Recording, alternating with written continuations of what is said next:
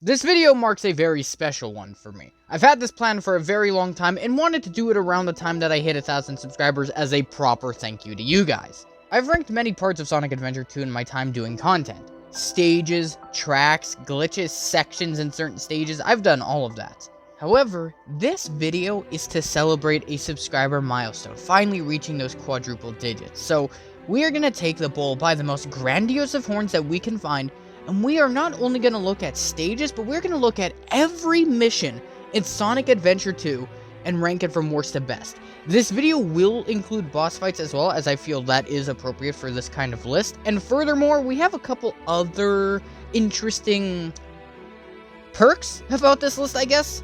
Whatever it may be, though, let me explain.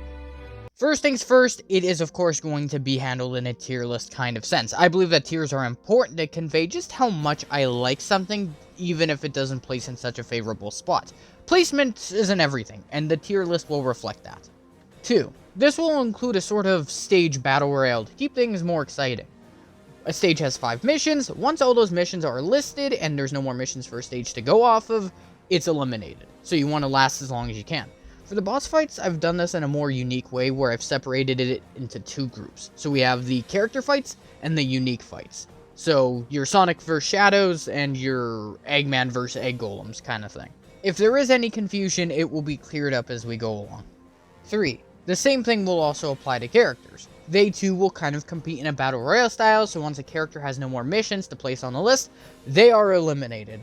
And for the criteria, which is last, honestly, I'm just measuring how fun it is. I'm measuring how much I want to go back to these missions, or considering if I'd rather kick myself in the balls or something like that. These are just going to be common considerations that will mostly dictate the placements of these missions, so, yeah, that's all there is to it. Let us embark on this very long journey. Starting with the bottom of our E tier, what is worse than a game mode that doesn't fit in your game? A variation of it that sucks balls, because that is exactly what Route 280 Mission 4 does. A game mode that is contingent on these poor driving controls not making you collide with a wall. This has to be the most poorly thought out implementation of any mission in this entire game. It is unrivaled as the worst in this entire game. Frustrating to complete, let alone getting the A rank. And right next to it at 168th, we have Route 101's Mission 4. Exact same problems, exact same shit show, but the difference here is that 101's design in terms of track layout is a little better. That's the only saving grace of this horrid mission, really. Wow. At 167, we have Route 280's Mission 3. You may notice a pattern forming. With this one, you don't have to avoid the walls, now you just have to avoid all vehicles. It's a little more bearable, a little more fair, but it still sucks ass at the end of the day. With that, though, I'm sure you guys can predict what's coming up next. At 166, Route 101's Mission 3. As I said before, both of these missions suck just as much as the other, but it's just the track design of 101 that puts it slightly above 280. I don't need to say anything more, both missions suck ass. At 165, Mission Street's Mission 2. Of course, your trusty 100 Rings mission. Normally this mission's a lot of fun, but with Mission Street, with all the Blue Eagles randomly bombing you in random locations, it is very hard to predict when you're going to be hit or where you'll be hit, so you have to memorize it over time, and that takes away from the experience a lot. I personally resent this mission, and getting an A rank here is excruciating. I don't ever like playing this mission. I don't want to play this mission. It's bad. Moving on. At 164, we have Mad Space's Mission 4. Taking a flawed stage like Mad Space that already has problems with its gameplay mechanics, and then putting a time limit on that, it just amplifies what I don't like about this stage. I'll give the team credit for at least trying with the gimmicks with Mad Space, but it's just too early, not prepared enough, and again, Mission 4ing it up in here, no. I do not enjoy this mission at all. 163, Eternal Engine's Mission 2. If there's one thing I've learned playing Adventure 2, it's that mech stages and 100 rings just don't go well together, and Eternal Engine amplifies that. With a lot of enemy spam and artificial chaoses everywhere, that makes the 100 ring mission for this stage relatively difficult and unfair at times. The guard type is just a super annoying enemy for this kind of mission. It's fine in any other, but when it comes to 100 rings, I absolutely detest it. At 162, Meteor Herd's Mission 4. This is our first non-Tails of Rouge level, which is nice, but having Knuckles this low on the bottom is not a good thing. When you take into account the amount of ground there is to cover in Meteor Herd, and then the fact you only have 4.5 minutes to complete this, the challenge goes from being difficult to unfair if RNG's not willing to be nice to you, and it is quite easy for that to happen. Giving us 6 or 6.5 minutes would have definitely bumped us up in at least D tier, but 4.5 is just too low. It's bad. 161, Death Chamber's Mission 4. Meteor Herd was too big for its own good when it came to Mission 4. Death Chamber has a fair size with a fair timer of 5 minutes, but getting around the stage is difficult when it comes to this mission. Every second counts, and if you're making mistakes by looking in a place you shouldn't have, which you won't know at the time, yeah, you're gonna get punished for it, and you probably won't be able to beat the mission. What do you know? Tails doesn't do good with 100 rings, Knuckles doesn't do good with Mission 4s. On to the next. At 160, Cannon's Core's Mission 2. Like I said, mechs and Mission 2s just don't go good together, and with the mech sections in this stage predominantly being filled with guard types, you got your hands full here. As I've said before, guard types aren't usually a problem in general, it's just during these 100 ring missions that they are absolutely god-awful. I hate them with a burning passion. At 159, Mission Street's Mission 4. This entire stage is a contradiction to itself. Mission Street has taught us to be careful and aware of our surroundings. Yet, this mission is saying beat it in 3.5 minutes. That is a very tight time limit, especially for a mech stage. And considering mechs are built upon the idea of taking our time, causing destruction, building up points, this time limit just completely contradicts the entire purpose of the mechs. I can't stand it. 158, Route 280's Mission 5. Take everything that Mission 1 is, but add more vehicles and lessen the timer, and you got yourself a mission. I understand it's technically easier than Route 101's version of Mission 5, but I just don't like Route 280 in any capacity whatsoever. It sucks. 157, Egg-Quarters' Mission 5. This is something I talked about in a recent video, but let's be honest, Mission 5 for this stage is just a good idea that flopped unforgivingly hard. The concept's really cool with it being puzzle oriented and more so compared to other treasure hunting stages, but the execution is so poor that the concept doesn't really earn any forgiveness. Hell, the stage almost soft locks itself. What does that tell you? This concludes the E tier section for this video. These are the missions I absolutely do not want to play under any circumstances. Now moving on to D tier, these are missions I still wouldn't play voluntarily, but if I had to, I could handle it. 156, Route 280's Mission 1. This is the first time that we've included a Mission 1 on this list, and Route 280 definitely deserves the worst at that. I've said it from the onset that I just don't like Route 280 as a whole, so any subsequent mission would suffer, and no less Mission 1 would suffer because of that. It made it to D tier, which is something, but congratulations, Route 280, you're not the absolute worst at everything you touch. 155, Route 101's Mission 5. This, as I said, is harder than Route 280's version on it, but because I like the track layout of 101 better, I did slip it into D tier, albeit the second lowest. Fun fact about this mission, it's the only mission that you're guaranteed an A rank once you beat it. The only caveat with that is good luck beating it because the timer is very tight. It probably would have done a little better if it was a little more fair though, I will say that. 154, Hidden Base's Mission 2. Enemy placement here isn't necessarily unfair, but it is certainly annoying. I simply don't find it very enjoyable to tiptoe around enemies. Considering that this is a mech stage, the flow and pacing of it already isn't great, so the fact that you have to be extremely cautious in some spots on the stage to ensure you get this mission done, yeah, not the best design and certainly not a fun time. Still, not absolute garbage either. 153, Egg-Quarters' Mission 2. This mission could have been a C, or dare I say B, if it wasn't for the damn egg beetle flying around. It completely puts you to a halt because if you're behind it, you have to let it go in front of you, and if you try to charge by it, it'll probably zap you on the spot and you'll have to restart. 152, Hidden Base's Mission 5. All in all, it's not too terrible, but my main issue is that they basically put in a lot of gunhawk spam and called it a day. Well, to be fair, it was either that or just parts of this level that felt like it hadn't received any change whatsoever. We really dabbed between two extremes with this mission. 151, Eggman vs. Tails Round 2. A bit of a shocker that I prefer their first fight, but while I enjoy the set piece of this one, everything else about it is bleh. There's no fun aspects of it to necessarily cheese. Eggman's power laser attack, or Tails, depending on who you're fighting with, is stupid broken. If you don't know how to dodge, it will eat your health right up. The exploding mechanism in the middle doesn't add any value to the fight. I just can't bring myself to enjoy this one. 150, Eternal Engines Mission 5. Take every enemy from Mission 1 and replace it with an artificial chaos. Bam! Hard mode. Not only does this version of hard mode not feel inspired whatsoever, but it's just, you take everything that's supposed to make it hard and it just comes off more annoying than anything else. 149, Aquatic Mines Mission 4. With only 3.5 minutes on the clock, RNG is a major variable in this mission. If luck is favorable, then the mission's possible, reasonable even. But if it isn't, you've got yourself a big time issue. If you have to constantly drain the water levels for your convenience, then come back up and switch it to full so you can access an area you otherwise wouldn't be able to, yeah, you're in trouble. 148, Death Chambers Mission 2. It doesn't have the annoying egg beetle problem like Egg Quarters does, but what it does have is a lack of flow. Death Chamber's tedious to traverse, and that can make the ring mission just a little more frustrating to get through. As I said, the lack of flow is a major killer in this mission.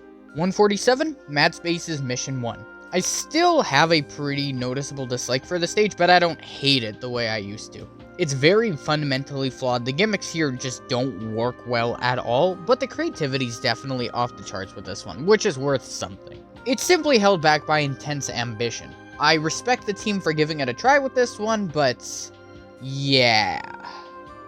146, Prison Lanes Mission 2.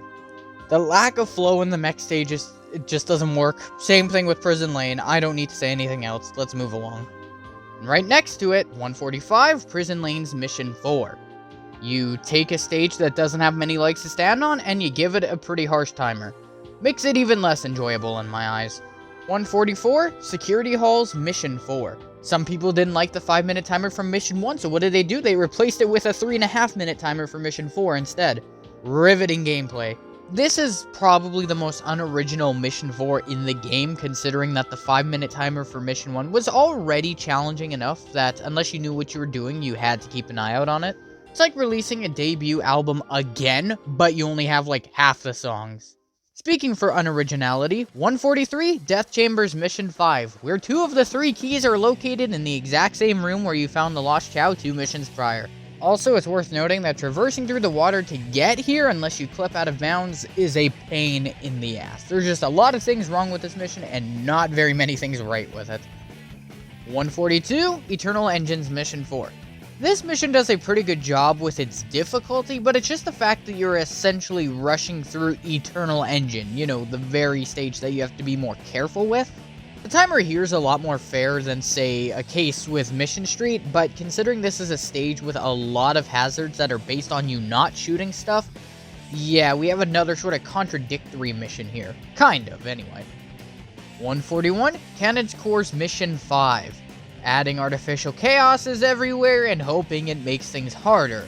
Again, doing that does not mean that your stage becomes hard mode. It just means that it's annoying to get through. Congratulations, you pissed people off.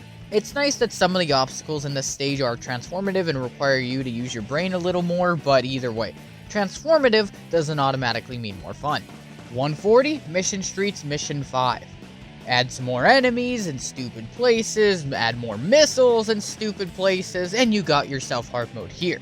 I will admit that some of it's a little better off, but for the most part, it's a net negative compared to something like Mission 1. Also, and this really pissed me off, if you try to use the Mystic Melody to get a shortcut, it warps you back. Think I'm joking? Look at this shit. Really? 139, Final Chases Mission 5.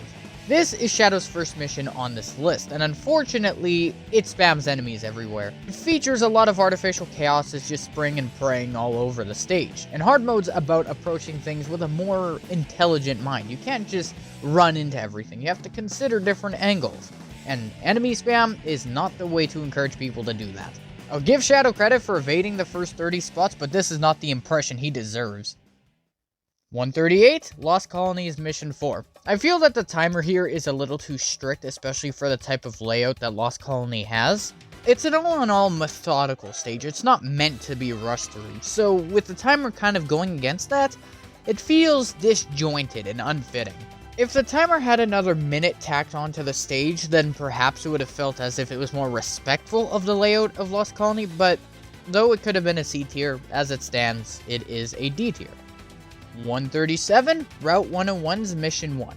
This isn't as bad as Route 280. The design here, as I've said throughout the last listings, is definitely better, and I think that makes for a more enjoyable experience, though granted with D tier, I'm not enjoying it very much.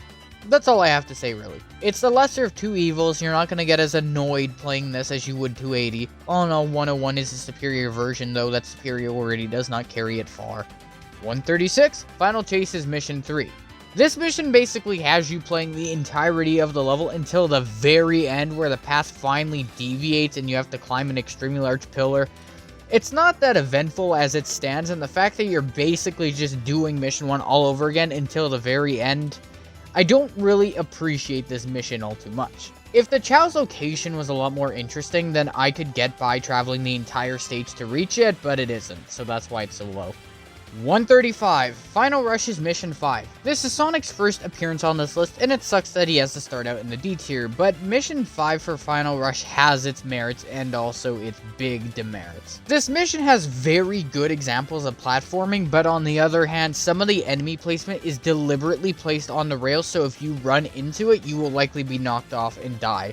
To me, that is just a one-way ticket to piss anyone off, and for me, it sours this entire mission. 134, Sand Ocean's Mission 3. Now, normally, the Mystic Melody ability is designed to help you, but in this case, it's not only useless, but it hurts you because it teleports you past where the Lost Child location is. So either you backtrack using the Mystic Melody, or you just come here the normal way through the normal route, and that works out better anyway. The final location is certainly passable, and arriving here isn't too much of a problem, but the Mystic Melody hurting you just puts a terrible taste in my mouth.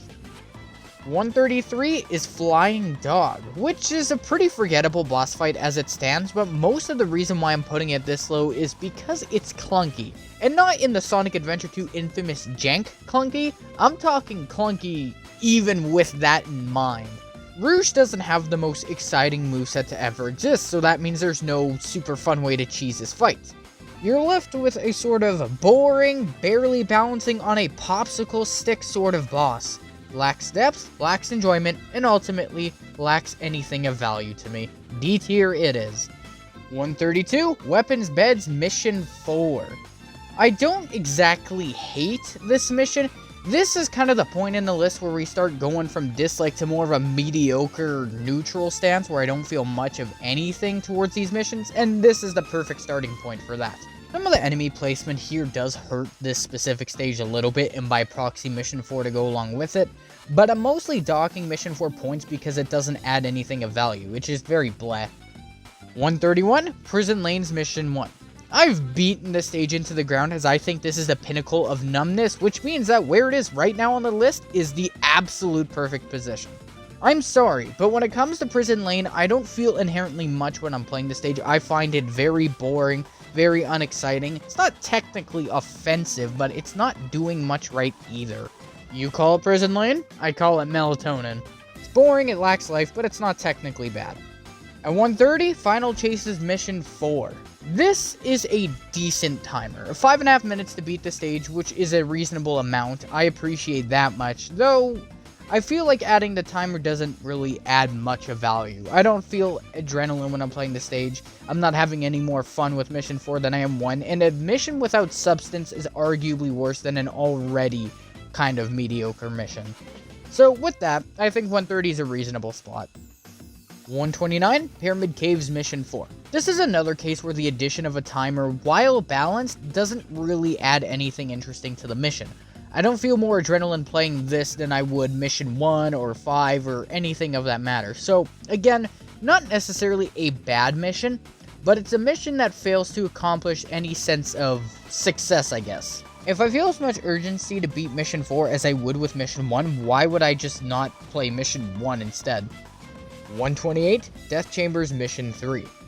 I do not like traversing to get to the final location of this mission, but what I do like is the location in itself. It's extremely unique, having this sort of mirrored version of the stage. I find that to be very cool. There's a level of satisfaction in reaching this area, although again, the method to getting there is very sluggish. Conceptually speaking though, this mission is very sound, and is probably the reason why it's not in lower D tier. 127, Cannon's Core's Mission 4. This is another case where the timer doesn't add anything to the gameplay. And what's even more is that the time freeze feature turns Mission 4 into a complete joke in Cannon's Core. It's a 7-minute timer in a stage that you can beat, by technicality, in 3 minutes. However, the lack of checkpoints is what makes this mission hard and at times very frustrating. If the game wants to screw you over and kill you, you're redoing the entire stage again. 126, Knuckles vs. Rouge. This set piece here is awesome, taking place on Meteor Herd. The issue is that this fight's going to end in one of two ways. Either you cheese it in about 15-20 seconds so it's a complete joke of a fight, or it prolongs, the middle opens up and you have to get pushed to the sides where the fight gets tedious and annoying. Yeah. Normally I do enjoy cheesing fights a lot, but in this case it's not quite as fun, and if I don't cheese it, I'm punished big time for it. It's a shame with the one fight that Knuckles and Rouge had together in this entire game, they didn't really utilize that chance, and what you get is this sort of sloppy, mediocre, underperforming mess. The special abilities that your opponent can use against you during this fight are pretty cool, but it's circumvented by basically everything else, leaving this fight to be something I don't exactly enjoy a whole lot. Ultimately, cheesing's not very satisfying, and the fight's annoying and boring if it's prolonged, so you don't really win very much either way. 125 is Sand Ocean's Mission 5. This one isn't necessarily offensive, it's just that it doesn't transform Sand Ocean enough for me. There's a couple extra gun hawks located in the level. I can't think of much else that's really changed about the dynamics of the gameplay. Ultimately, the rhetorical question emerges. If Mission 4 or 5 is not standout enough for me to really enjoy it, why don't I just play Mission 1 where it's designed as it's intended to be? 24, Hidden Bases Mission 3. This is a case of Mission 3 where it's just not interesting enough to stand out. Nothing about the final location feels distinguished. There's no challenge in finding the ancient ruins in order to play the Mystic Melody. It's just not satisfying to beat. It's not necessarily bad in the content it offers, but what it does offer is just very textbook. It's a bleak mission that doesn't lean towards good or bad. 123, Hot Shot. This is the first time that you get to play a Shadow in Adventure 2, and this fight is not really a disservice to him in any capacity, and it does an okay enough job at showing you the ropes of how to play Shadow and how he's not any different from Sonic, minus a couple moves, but it's those lack of moves, even post-game, that prevent this fight from being any higher, because Shadow doesn't have anything that can break this fight in two. He doesn't have any moves that makes this already easy fight fall apart in 10 seconds. There's no point in beating the game just to come back here and see how much things have changed, because you'll notice the fight is exactly how you left it when you first started the Dark campaign. 122, Security Halls Mission 3. Now normally I do like speedrunning these brief, short Chow missions, but in this case there's nothing satisfying about completing this mission. There's nothing that's intricate about it, nothing that's complicated enough that you have to really use your thinking cap. You just go to the top of the level, climb up the wall, and away you go. Being too easy isn't always a problem, but being boring is always going to be a bad thing. 121, Mad Space's Mission 3. When I think about uninspired, uninteresting Chow missions, this is another prime example of it. You go through a portal to end up in a canister, which you eventually make your way through these crates, and you have another portal, which takes you to another canister. Wow, this is getting fun very quickly. Oh, you have a hawk and another portal. 120, King Boom Boo. This fight is cool in the atmospheric sense, but I don't enjoy playing it. I find that it's a little too script heavy for my liking, and landing that second hit on King Boom Boo is a little too hard. If you know what you're doing, you can have him beat in a minute and a half, but if you play by the game's rules, you'll be doing this for 3 minutes, and it's a pretty slow 3 minutes in my eyes. It also doesn't help that this fight feels entirely random, like they were just picking straws to decide who Knuckles would fight before he'd go on to face Rouge. Which, this could have been a better fight. I feel like if they just added some foreshadowing or something, it could have made it a little more interesting in my eyes. It's not a garbage fight by any means, but I don't exactly like it. 119, Meteor Herds Mission 3. For the exact same reasons as to why I don't like Mad Space's Chow, I don't like this either, but the difference is that it's a little easier to traverse to the top here as you have more ground to cover, so that's something. But again, let's go back to the basics. Portal, canister. Go to the bottom, Ancient Ruins, portal, canister again, and then your Chow. 118, Eggman vs. Tails. Some people would criticize this fight for being way too easy, and that's absolutely valid, and I wholeheartedly agree, but at least it doesn't annoy me in any way. There's no big screw you attacks like the laser cannon or anything like that. You just dance around and keep mashing your shoot button. Yes, it's over in about 20 seconds, but at least you weren't annoyed along the way. That's something. 117, Sonic vs. Shadow, Round 1. This is another cakewalk fight. This can be done in 20 seconds much like most fights, but at least the moveset's more complementary to what's going on here, so that's a very small plus. As a bonus, it's also home to the infamous Faker cutscene. 116, Radical Highways Mission 4. This is a hot take, I understand that much, but this is probably the hardest timed mission in the entire game. 3 minutes to get through the entirety of Radical Highway. That is just unforgiving. This will crush your soul if you don't know what you're doing, and it will crush your soul twice over if you're trying to get the A rank. It makes it so you have to whiz through the level so quickly you don't even get to appreciate what Radical Highway is during this mission. Why? This concludes our D tier, and with that we can move on to C tier. C tier missions will include missions that I don't necessarily love, but there's a little bit of positive connotation when I talk about them. I can enjoy them somewhat. So without further ado, on to those. 115, Hidden Bases Mission 4. Usually I have contention with any Mission 4 and the timers they provide, but in this case it's pretty fair and it works with the pacing of Hidden Base somewhat well. It doesn't necessarily add a lot of depth to the level, but at least it works with it quite well.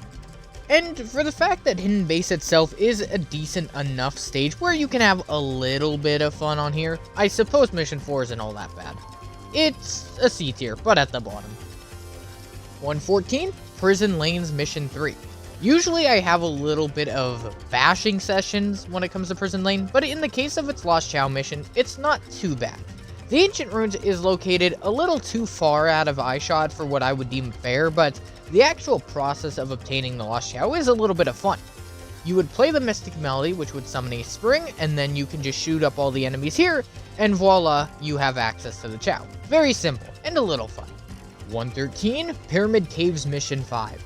This is a combination of some highs, some lows, and ultimately it makes for a decent mission. In this case, there is some enemy spam, which is typical for Mission 5, but it does also have some brain scratchers on here that you have to stop and think for a little bit.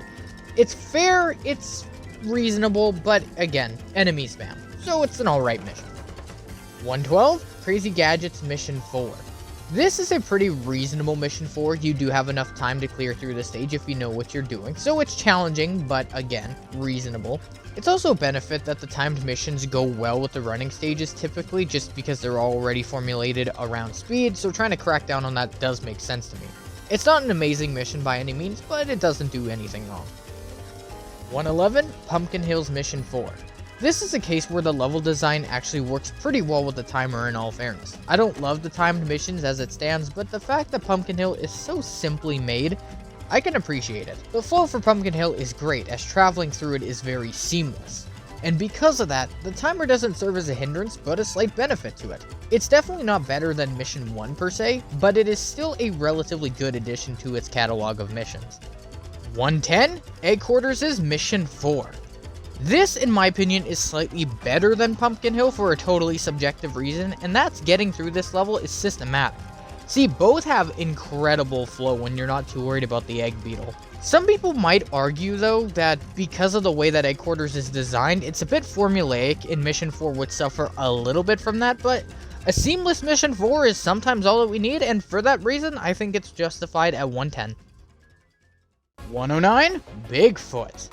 The key difference between Bigfoot and Hotshot for me is that Sonic has moves like the bounce that can cheese this fight into oblivion.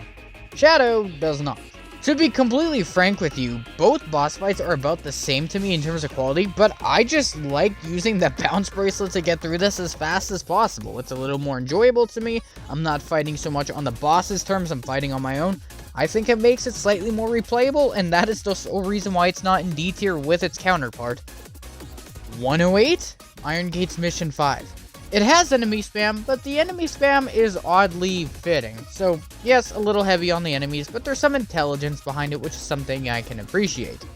I do think that some of the traps in this mission are a little bit too dark for us to have a fair chance at seeing before we're caught by them, but it's a minor nitpick. It's not super bad or anything. I kinda like this mission.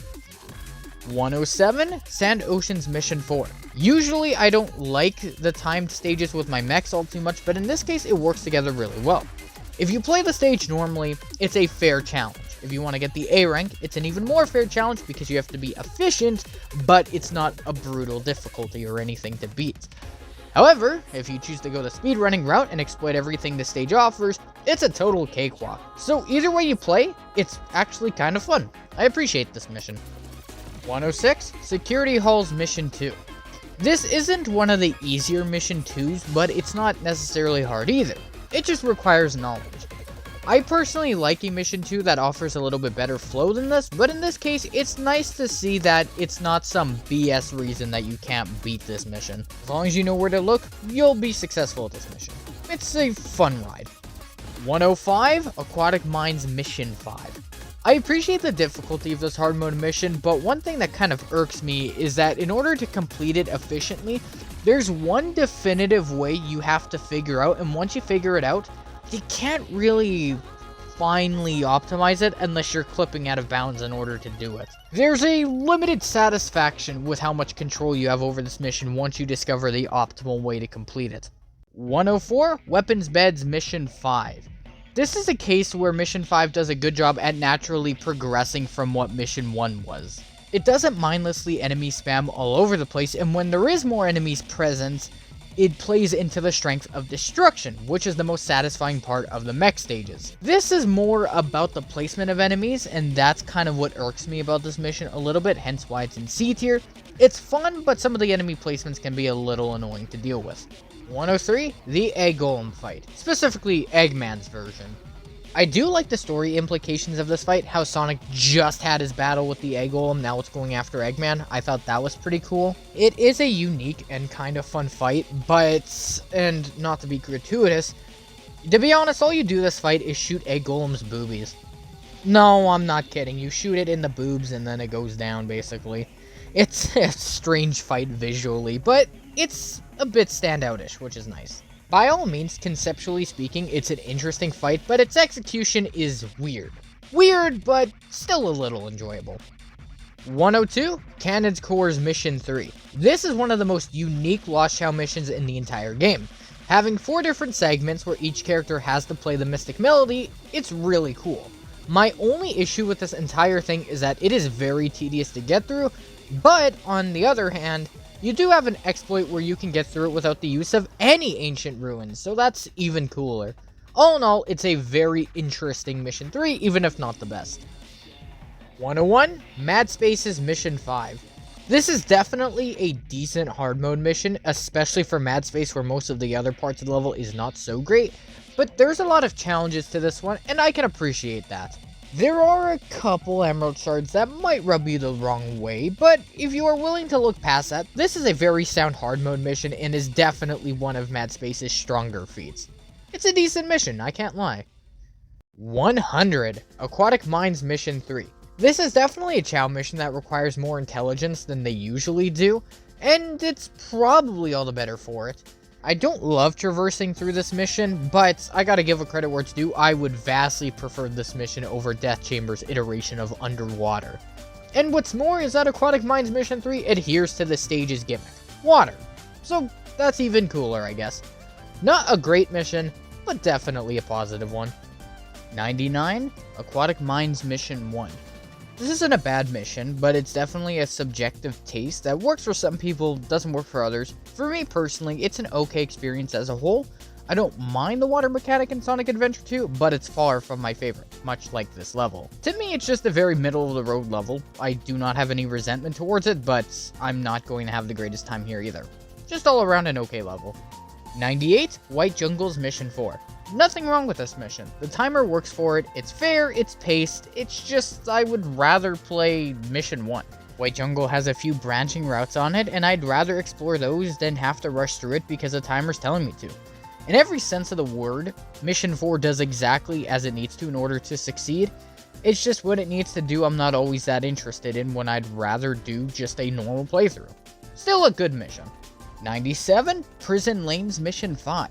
To my shock, I prefer this to Mission 1. There's just more to do here. There's more satisfying combos that you can pull. Yeah, there's definitely some enemy spam here, but there is in the first mission as well, so I don't know. This is the lesser of two evils by far. Lastly, Prison Lane is our first stage that no longer has any missions remaining. We've talked about all 5 of its missions, so as per the rules of our elimination game, goodbye, get out. 96, Meteor Herd's Mission 5. I did say there were a few problems with this mission in my ranking all hard mode for treasure hunting stages video, but it's still a decent play overall. I only have one main problem with a singular shard, the other 2 are pretty sound, and in all fairness, at least traversing this level is pretty fun. Yeah, it's got a problem, but it's also got a lot of other good things going for it. I'd see it as a net positive. 95, Aquatic Mines Mission 2. Yeah, its ring collecting mission isn't too bad if you know where to look. It is a little bit formulaic, where you have to keep coming to the same place in order to succeed, but hey, at least it's not too tedious. For me personally, it's the most fun that Aquatic Mine has to offer, and so with that, let us say our goodbyes. Fare thee well, Aquatic Mine. 94, Metal Harbor's Mission 3. This is not a bad Lost Chow mission by any means, but it is a tad lackluster. I wish the Lost Chow resided in a more evolved location rather than just a small little cube in the middle of the water. On the other hand though, it does have speedrunning capabilities. You don't need the ancient ruins in order to complete it. You can do that with just a really precise spin dash jump instead, which is good, but this mission could have been a little more for sure. To everyone's shock, 93, Route 280's Mission 2. Collecting 100 rings in this level is not bad whatsoever. It's casual, laid back, relaxing, and you only have to really do it for around 90 seconds. What else could you ask for? It's simple and straightforward, and in a stage where the other 4 missions suck balls, that is worth gold to me. So with that, get the hell out of here, Route 280.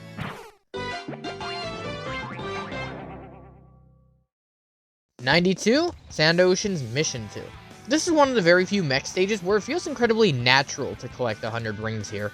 It's a very smooth experience even though you have to watch over quicksander enemies. It's balanced, it's fair, and it feels satisfying to pull off. Hell, if you play carefully, you can sort of autopilot the mission the rest of the time. You'll reach 100 rings eventually, and it'll feel good.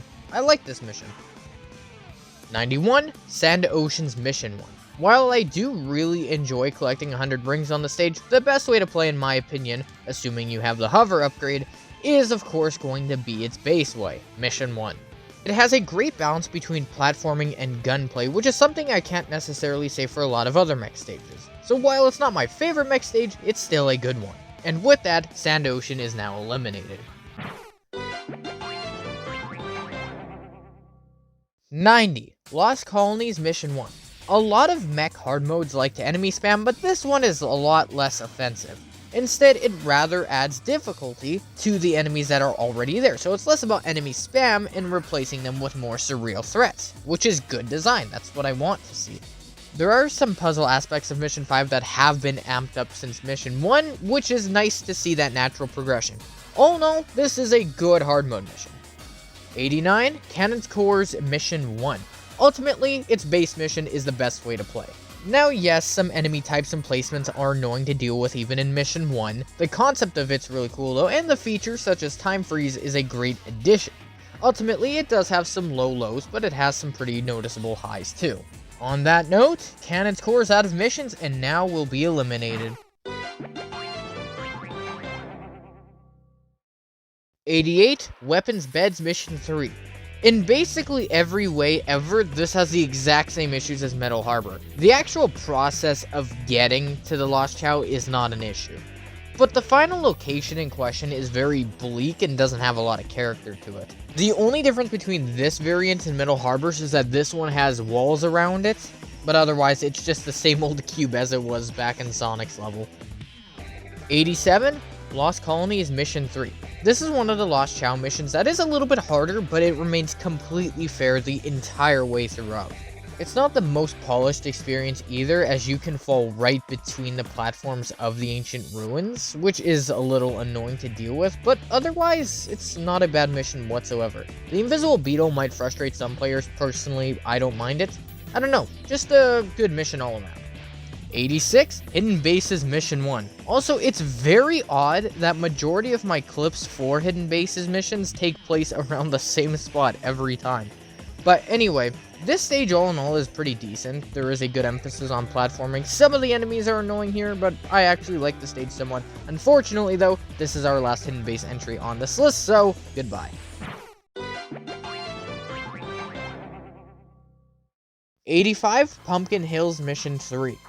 It's a very straightforward mission, and it allows for speedrunning because of its lack of duration, but it's definitely a little more unoriginal and not entirely the most interesting.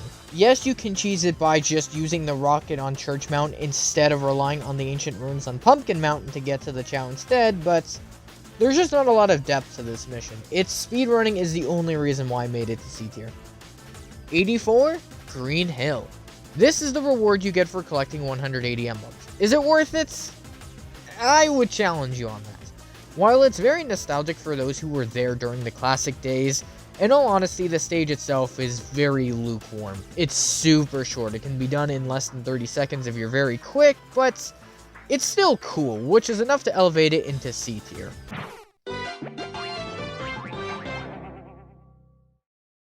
83, Meteor Herds Mission 2. This is a test of how well you know the layout of Meteor Herd. If you know the layout well, you can very efficiently get this mission done and squeeze an easy A out of this. But if you don't know, good luck. It's harder, but it gives you more resources to work with, so it's at least balanced. It's an overall well-designed example of Mission 2, and as a result, I like it. It's not perfect, but I can enjoy it. 82, Mission Streets Mission 3. Not only do I like how this mission gives you hints as to where to look for the ancient ruins, furthermore, it's handled in a very compelling way. There's platforming to do here that's not in any way unfair or ridiculous, so it makes for a fair challenge to get through. The only reason why it doesn't sit in B tier or higher in C tier is that the final location is literally the Chow on top of a hexagonal prism. Yeah, I know, very thrilling, right? 81, Weapons Beds Mission 2. This is a case where there is a lot of opportunities given to you in order to collect 100 rings, which is great for a mech stage, love to see it. However, some of the enemy placement can be a little bit frustrating and it's easy to get jump scared and lose all your rings. It can be a bit of a pain in the ass to complete, but on the contrary, the ring placements definitely help make up for it. 80, Final Chases Mission 1. This is a stage that I've definitely given a lot of trouble over the last few months, but in the case of this list, it helped me realize that it's not that bad. Now, granted, I totally stand by some of my statements, such as it being far too ambitious for what they were capable of at the time. That holds true. The gravity cylinders are pretty unpolished, but it is still a really neat attempt at an equally cool concept, which is something I can both appreciate and respect. 79, Dry Lagoons Mission 4. This is a decent mission 4 all around in my eyes. It has enough time that it accounts for the two different spaces you'll be traversing between, which is great. It doesn't really add any extra layers to the level or anything of that sort, but the fact that it doesn't take away from an already pretty good level is good. Good mission. Fair, balanced, nothing wrong with it. 78, Mission Streets Mission 1. This is a stage that's looked down upon by a lot of people, but for me personally, I'm in the minority that actually enjoys it quite a bit. Yes, it has its flaws with missile spam and enemy placement, but what mech stage doesn't? Let's be honest here. Though all the other missions seem to amplify those problems, so rightfully so, I believe Mission 1 is the best way to enjoy Mission Street. So with that...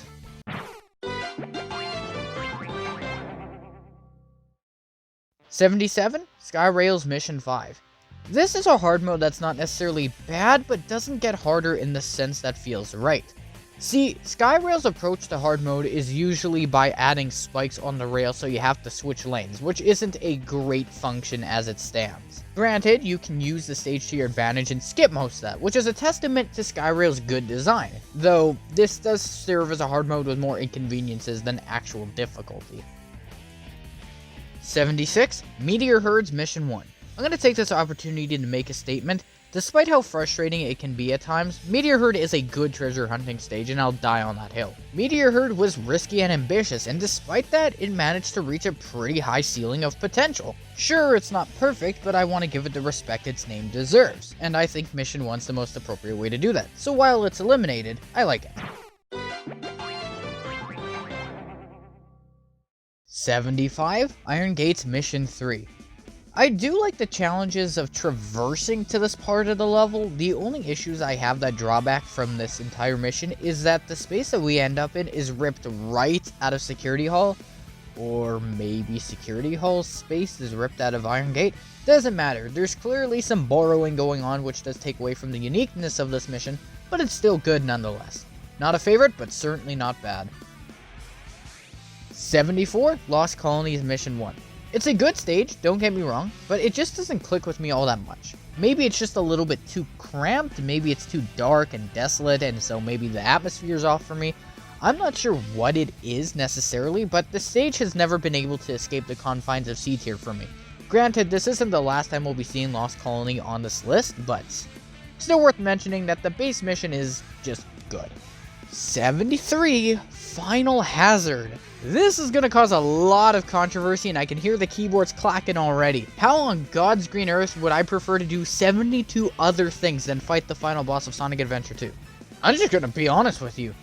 Chris 40 kills it with Live and Learn, like absolutely kills it, but the actual fighting portion's mediocre. You hit a zit 6 times in a row and that's what takes him out. All the while you're either avoiding little pieces of shit in space or lasers, or both.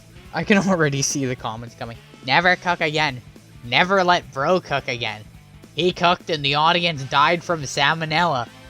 I can see all that shit coming up, and honestly speaking, if you compare it to Chaos's boss fight from Adventure 1, you ran really fast into his body, and then floated out of it.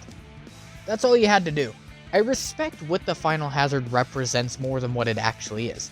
I look at the Final Hazard, and it's me taking into account what's at stake at this point in the story. It's the climax. And that is done beautifully well.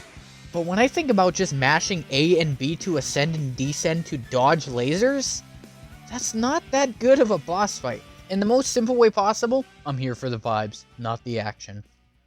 72. Crazy Gadgets Mission 2. This is a good mission, though it lacks the flow that a lot of Sonic's other 100 Ring missions offer. I have fun with this mission, but there's definitely a deficit in how much fun I have with this compared to Sonic's other stages in the Mission 2 realm. There's also one singular artificial chaos placement I do not like. Yes, that's the one.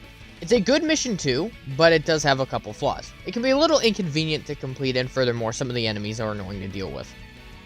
71. Cosmic Walls Mission 4. I don't mind this mission, but the timer does feel a little unnecessary. I don't think it adds too much to the gameplay. The reason why it's 71st, however, is just that Cosmic Wall makes Eggman feel like a god, makes the player feel like a god, and Mission 4 doesn't really impede that. It is the worst of Cosmic Wall, but because it doesn't get in the way of anything, it's still getting a pretty respectable placement on this list, so it's harmless at its worst and still relatively fun at its best. 70. Dry Lagoons Mission 3. I don't really have much to say about this mission. It's short, it's a little sweet, nothing really gets in your way. Speedrunning capabilities are a little on the lower end here because most of this is comprised of climbing rather than anything else, so maybe you're not going to have the most fun here speedrunning, but it's straightforward, it's simple, and ultimately it's rather inoffensive, so I suppose 70th is pretty fair. 69. Get your mind out of the gutter! Green Forest Mission 4. This is a good Mission 4, but on that same token, it kind of detracts from Mission 1 as that was already a timed mission. Granted, it was 8 minutes in length, so it wasn't a timer you had to take seriously, whereas with Mission 4 you do. But I do think it kind of lacks identity even more so than what Missions 4 usually do, so that's why it's only C tier. Still a good mission, but not Green Forest's best. 68. Green Forest's Mission 3. This is again a decent, rather harmless mission, And I like speedrunning this one because obviously in a Sonic stage you have the opportunity to do so, but the final location is extremely bland. I mean, it's just on this little platform slightly above the main route, which is super boring. I ragged on this a lot during my Sonic Chow tier list rankings, and I stand by those thoughts. It's not a very good location. 67, City Escapes Mission 3. Oh, beloved City Escape. Unfortunately, its third mission wasn't enough to clear C tier. Though, I will admit it's quite tedious to ascend up the side of the building when you do this mission. The final location's halfway decent, though not outstanding by any means. And this part in general does kill flow of the stage, which is kinda sad considering how fast-paced City Escape normally is, though it is still kind of fun to speedrun, and for mostly that reason, I'm putting it in C tier. It's not bad. 66, City Escapes Mission 4. Surprisingly, the Mission 4 beats the 3 in this regard, which is usually not the case, but with this mission, it's tight. But it's tight in a way that's fair and rather challenging rather than the shit that Radical Highway pulled for its Mission 4. It's the ultimate test to see how well you know the layout of the level, and furthermore if you know how to exploit it. In all honesty, it's a pretty good Mission 4, I can't lie. That concludes our C tiers, and with that we can move on to our B tier missions. Now, these missions aren't masterpieces, I don't think they are perfect, but they are certainly a lot of fun, and I have absolutely no problem going back to replay them. Simply put, I just won't be playing them as much as the A tiers. 65, Route 101's Mission 2. For the exact same reasons that I talked about why I liked Route 280's 100 Ring mission, it was simple, straightforward, relaxed, laid back, whatever you call it. In this case, it's on a better track. So, it's everything that I already like, but it's delivered in a better way. This is obviously Route 101's best mission, and so it will be getting eliminated gracefully.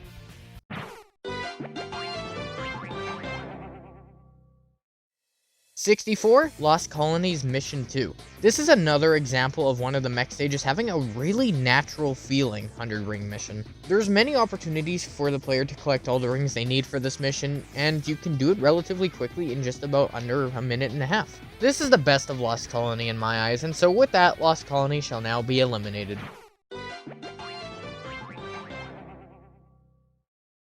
63, Iron Gates Mission 2. For the exact same reason that I like Lost Colonies Mission 2, this one is also very natural feeling. It just so happens that I like Iron Gate a little more than Lost Colony, so that's why it's ahead of it, but otherwise in terms of quality, they are relatively the same to me. I just enjoy these missions more when I don't have to scrape up every ring I can find. When the stage lays them out in a way that is very accessible and much more convenient to get, then the ring missions are really fun with these. 62, Cosmic Walls Mission 2. Exact same case as the last two, but the difference with this one is there's a little more to do, and while it is more challenging, it still manages to retain that same natural feel that I'm looking for. If the enemies prove hard for you, well, you can evade a lot of their attacks using the low gravity to your advantage, which adds an extra layer to this mission as well. All around, Cosmic Wall's take on Mission 2 is great in my eyes, and definitely an underrated mission as far as they go. Excellent mission.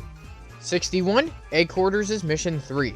This one is super brief and to the point, but it is a lot of fun to speedrun. You don't even need to do the intricate puzzle in order to complete it, but you can if you wish. What's great about this mission is that majority of it is spent without the worries about the egg beetle, which in my opinion makes the stage worse, so getting rid of that is an automatic positive in my eyes. Just an all-around really short, yet very sweet mission.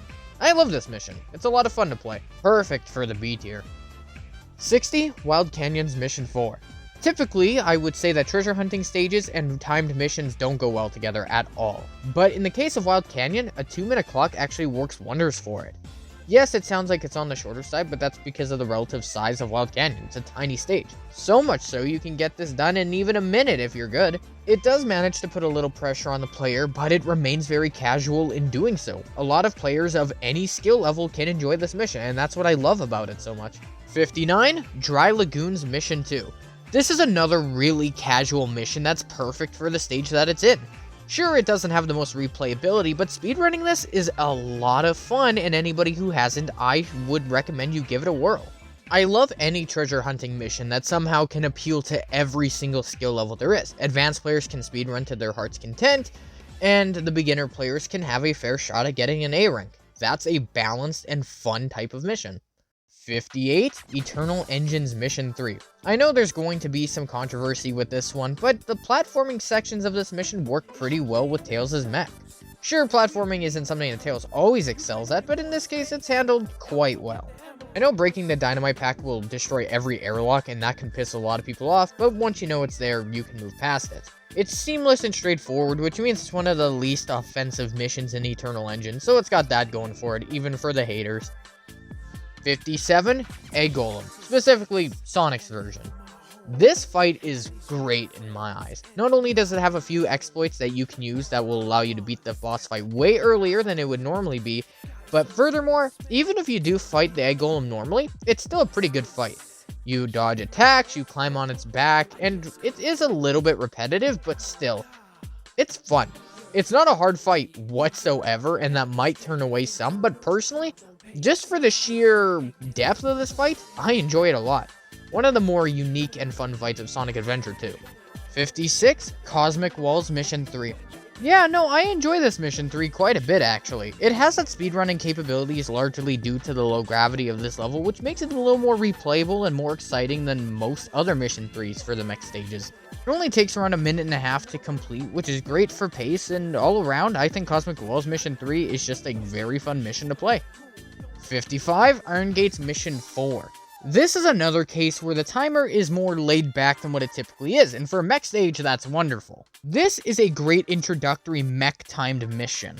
After all, the mechs move a lot more methodically, so getting the player used to moving around swiftly while still accomplishing everything they need to in order to be successful, that's a great design.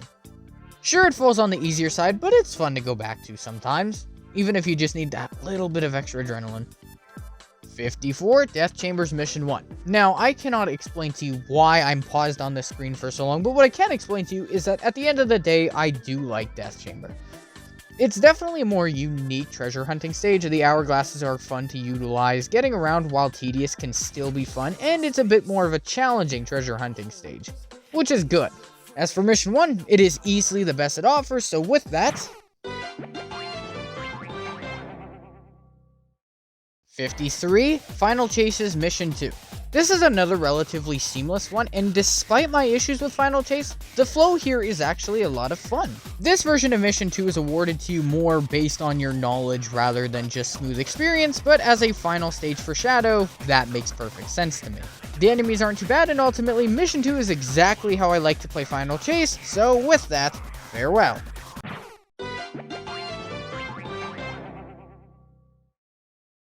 52, Final Rush's Mission 4.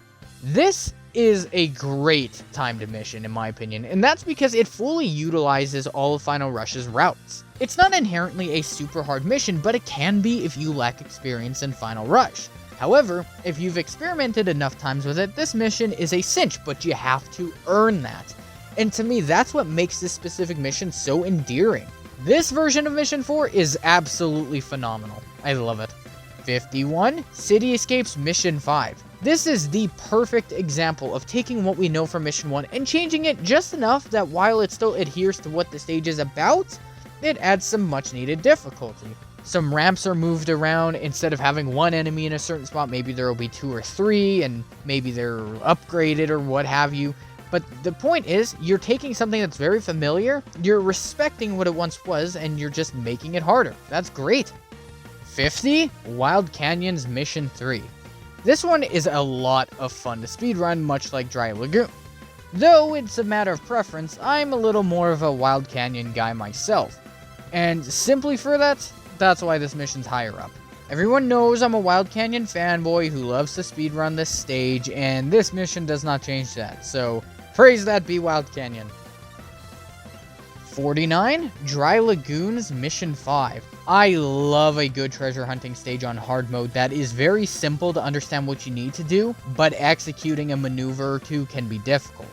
Then it's a test of skill, it's not just knowledge, it's not just one-sided. And the moment that you're able to use your knowledge and skill together in this perfect harmony and achieve these crazy times for hard mode, that's what makes it all worth it for me in the end. I love this mission a lot. 48, Weapons Beds Mission 1. Has a lot of goodies, has a lot of destruction that can be done. Enemies aren't too bad here, the overall design and layout is pretty decent. I don't know, I feel like this stage manages to check off everything I'm looking for in a mech stage. It's also home to some of the biggest combos that you can achieve in Sonic Adventure 2, upwards of 30, 40, maybe even 50. But with that, Weapons Bed's now out.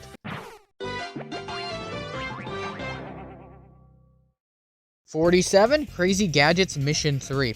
I love the sheer amount of depth that this mission has, the sheer number of ways to complete it. You can either do exactly what the game wants you to do, using the ancient ruins and getting the Trail of Rings so you can land on top of the red block and collect the Chow, or you can just jump off the side of the face here like I am, and you'll just basically fall into the Chow instead. I don't know.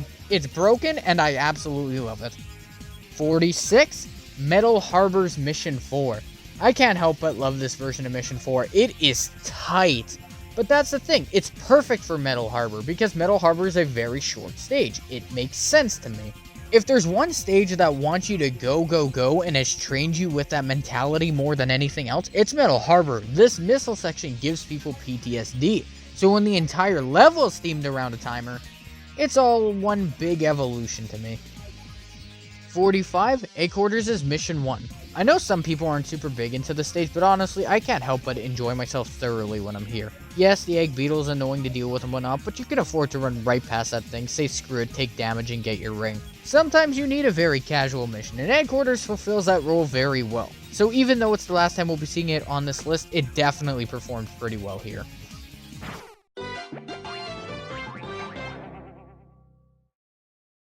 '44, Pumpkin Hill's Mission 1. One thing I've always admired about Pumpkin Hill is its very unique atmosphere, a sentiment that I've mimicked on this channel for quite some time. What I also like about it is just how simple the layout actually is. It's just 3 islands that meet in the middle. Very simple. You can just glide from one to another with no time lost. It's so easy to traverse through, I can't help but love the flow of the stage. Pumpkin Hill gets a lot of love, and rightfully so, it deserves that love. 43, Iron Gate's Mission 1.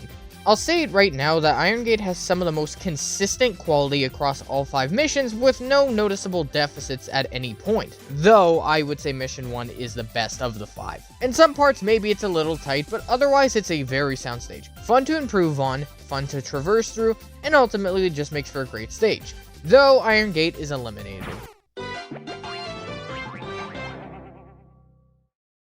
42, Sonic vs. Shadow Round 2.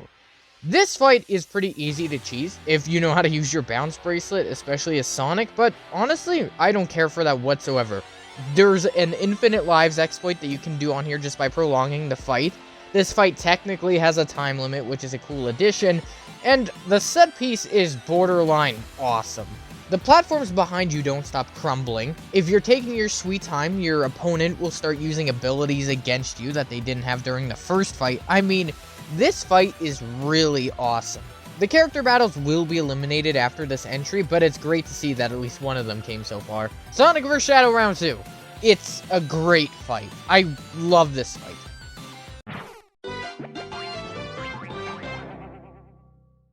41, Eternal Engine's Mission 1. I know this is a very hot take. I know a lot of people are going to come at me over this, but what can I say? I love this stage.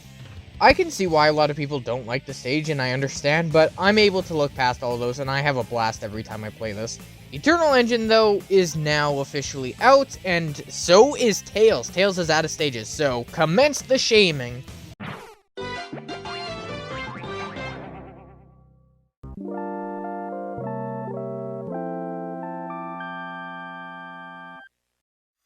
'40, Skyrail's Mission 3. This is an awesome mission because there's this big shortcut that you can take really early on, and you can even complete this without the ancient ruins if you can make a precise enough spin dash. The enemy spam is a little annoying. I'm not exactly the biggest fan of the Gunhawks as it stands, so having multiple of them is a problem for me, but not a very big one, and it's still a lot of fun to do. I like this mission a lot. Very fun to speedrun. Everything I'm looking for in a mission like this. 39, White Jungle's Mission 5, a very natural extension of what made Mission 1 work so well. Nothing about it's really a downside or what have you. You wanted hard mode and you're playing a harder version of White Jungle. There's no big annoyances here or anything like that. It's just a fun extra challenge if you're willing to take it on. Some of the Mission 5s go acknowledged because Mission 1s are typically better, but this is a Mission 5 that is just fun to play without reason. Gotta give credit where it is due. 38, White Jungle's Mission 3. This is an example of backtracking where it's handled really well. You're genuinely peaked to come back here regardless if you know the Ancient Ruins is here or not, and that's great. The final location of the Chow isn't necessarily the most involved, but getting there is a little challenging, which is something I can appreciate. My only advice to anybody doing this mission is don't try to use the light attack.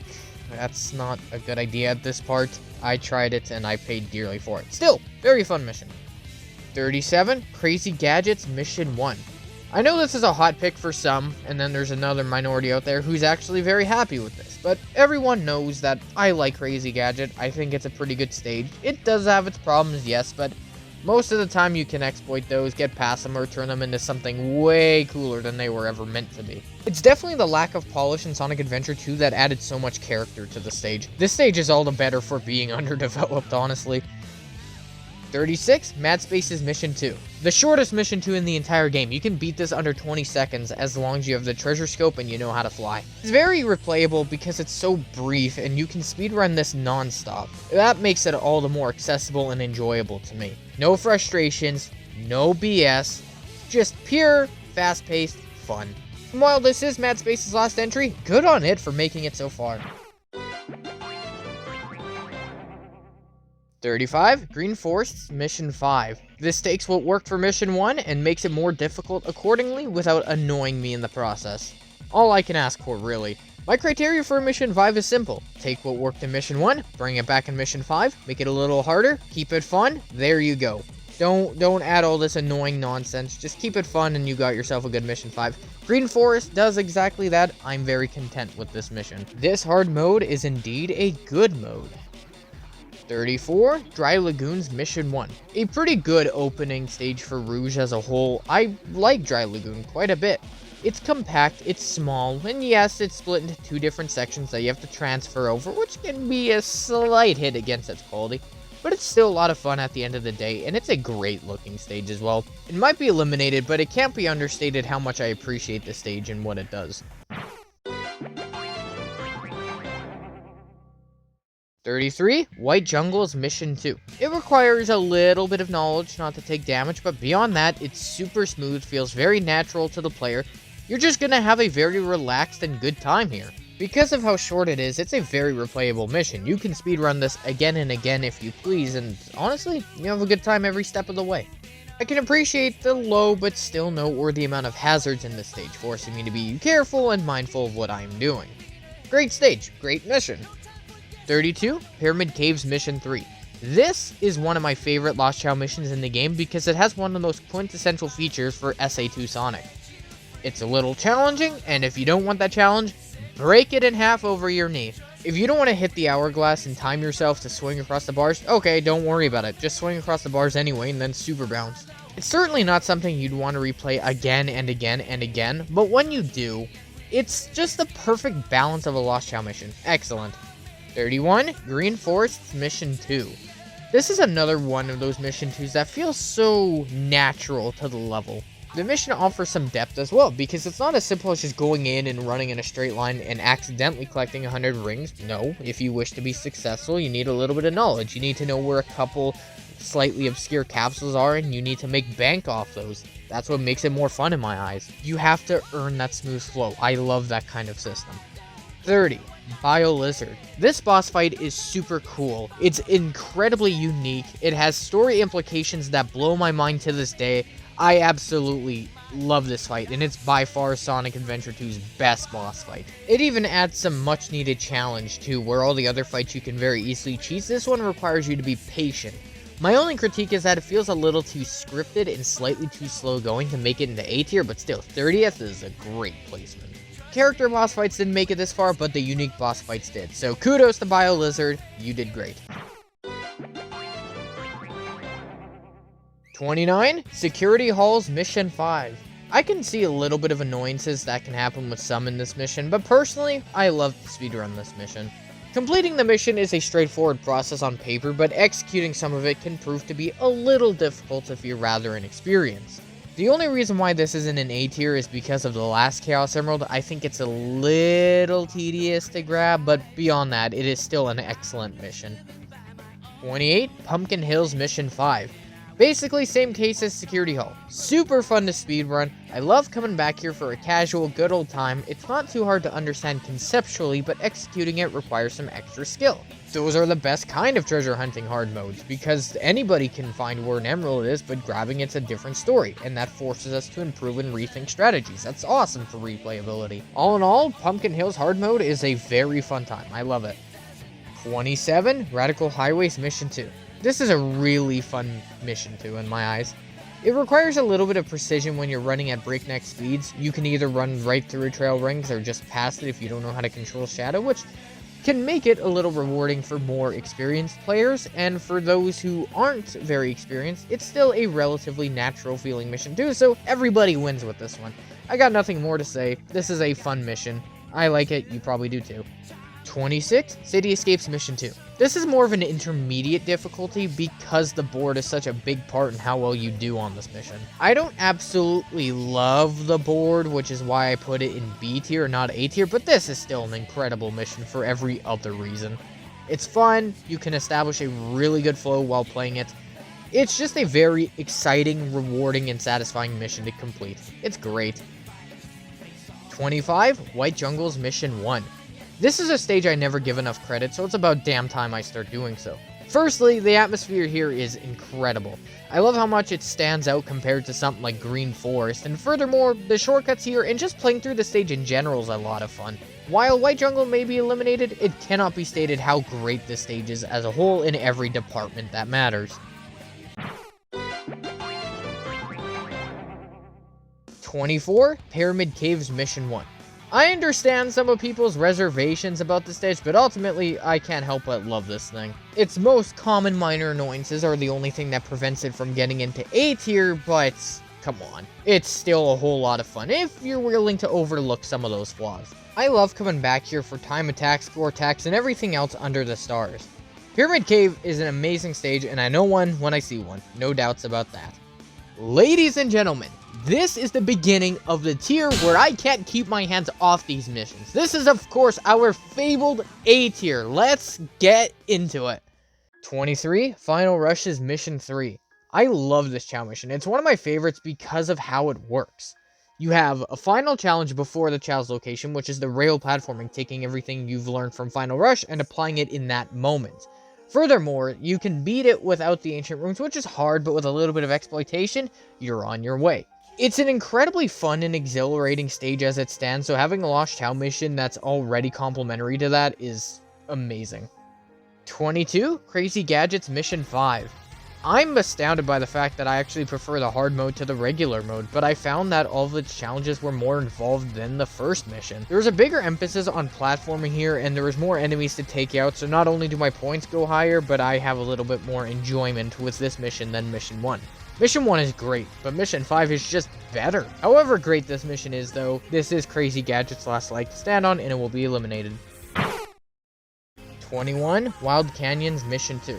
This is normally a bit of a trickier one to optimize just because the rings are so scattered in such a system, but once you find out the best routes in order to complete this mission as fast as possible, the speedrunning has never felt so satisfying with a 100 ring mission in a treasure hunting stage. Wild Canyon is awesome for a lot of the missions it offers, and Mission 2 is definitely no different. The stage isn't given quite the credit it deserves, but it needs more love. It 100% does. 20, Security Halls Mission 1. I know some people might contest this because some people just do not like Security Hall. Personally, I love it. It's super compact, it's straightforward, but it's so much fun to play through. It's also the closest sort of personification of Rouge that we have as a stage. I mean, Dry Lagoon's a contester, but this stage feels like Rouge on display. And I love that. Now, not only is Security Hall eliminated, but Rouge is too. Fare thee well.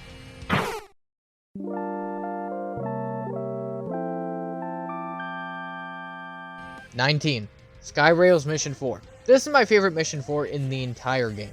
Having a timed mission that incorporates either difficulty for a player who wants the full experience, or is an absolute cakewalk for a player who'd rather speedrun.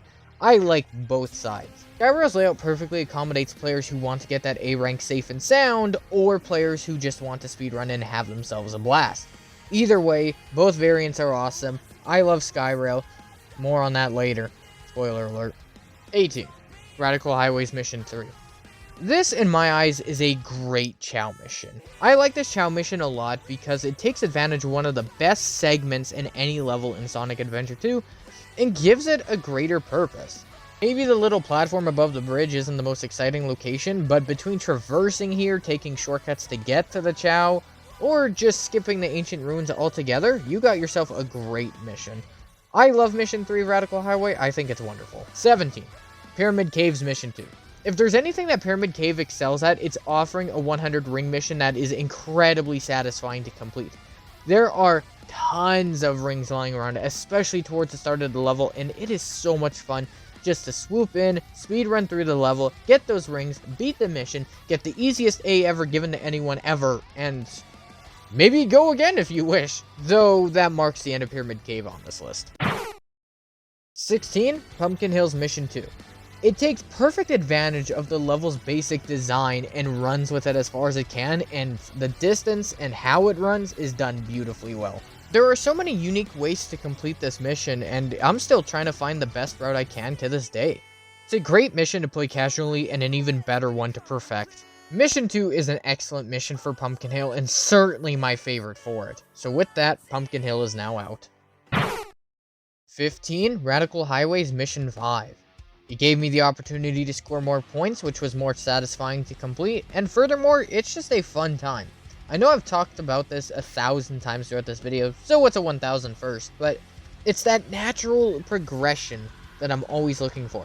A stage that feels like it has evolved with the player's skills, rather than just throwing whatever might trouble the player. The stage feels like it's gotten harder the correct way. 14. Cosmic Walls Mission 5. What is better than a stage that already causes you to commit every form of destruction under the sun? A variation of that stage that allows you to do it a little more. The only thing that draws hard mode back in any case is that there's a couple enemy placements I'm not on board with, specifically the ones wedged into the track in the vehicle sections. That's annoying, but other than that, splendid mission. 13. Metal Harbors Mission 5. This is a super fun hard mode in my eyes because the enemies here enhance the experience so much. Mission 1's already great, but Mission 5 is also amazing too. The Gunhawk spam is a little on the higher side, and they even have a thing called a Gumhawk because it shoots that beam that immobilizes Sonic. Seriously, what a dumb name. But besides that, this entire mission is fun from start to finish, and I wouldn't have it any other way. 12. Skyrail Mission 2.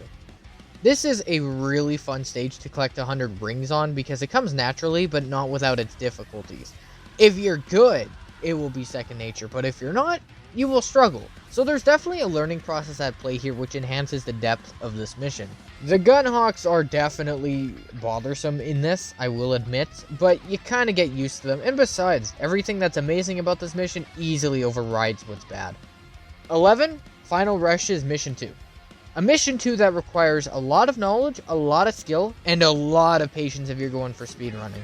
You need a lot of knowledge here to be successful. You need to know how to manipulate the level into your will. Getting an A rank here is not an easy feat, but once you pull it off, oh my god, that is the most satisfying feeling ever. Final Rush Mission 2 is awesome because it's difficult but totally fair the entire way through. A perfect balance. 10. Wild Canyons Mission 1. I've said everything there needs to be said about how much I love Wild Canyon, and Mission 1 is not different in any way. This stage is the perfect compact size. It flows so incredibly well, blows any other treasure hunting stage out of the water. How can anybody not love this stage? Wild Canyon is a monster. In the best way possible, of course. I love this stage. I always will. It is one of Sonic Adventure 2's best. 9. Cosmic Walls Mission 1. Eggman's best stage, Eggman's best mission by far, so that obviously means he'll be eliminated by the end of this listing, but come on. Cosmic Wall, where you feel like a god because you destroy everything in sight, and you put every other mech stage to complete shame in the face of it? That is how you do an Eggman stage. I don't need to say anything more. Cosmic Wall's awesome.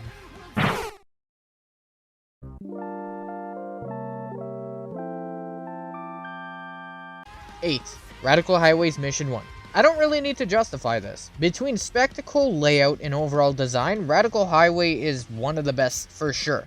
Some people might say it's overrated, but there is a reason why it's beloved by most of the community. Hell, even Black Doom thinks Radical Highway is super cool, so that's something. Either way, despite my dislike for Mission 4, every other part of Radical Highway is very sound, and with Mission 1 being its absolute best, I can't help but absolutely love this stage. 7. Metal Harbor's Mission 2. With the ring dash on the stage, this stage is unbelievably satisfying with its Mission 2.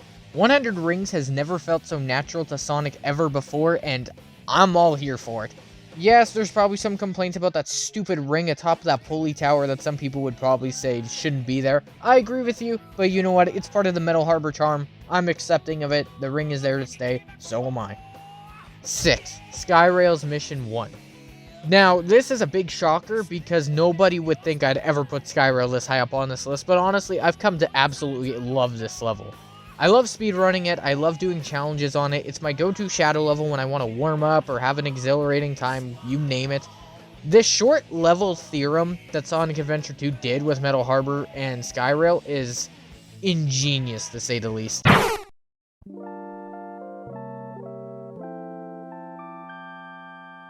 Number 5, Wild Canyon's Mission 5. This is my favorite way to play Wild Canyon, rightfully so. Speedrunning this has never been so much fun in my eyes. I love going back to this, trying to chisel down my time even a tenth of a second if that's all I can do. There's just something about the flow of Mission 5. It's undefeated for me. I am a sucker for Wild Canyon. I always will be, and this mission displays that in 4K resolution.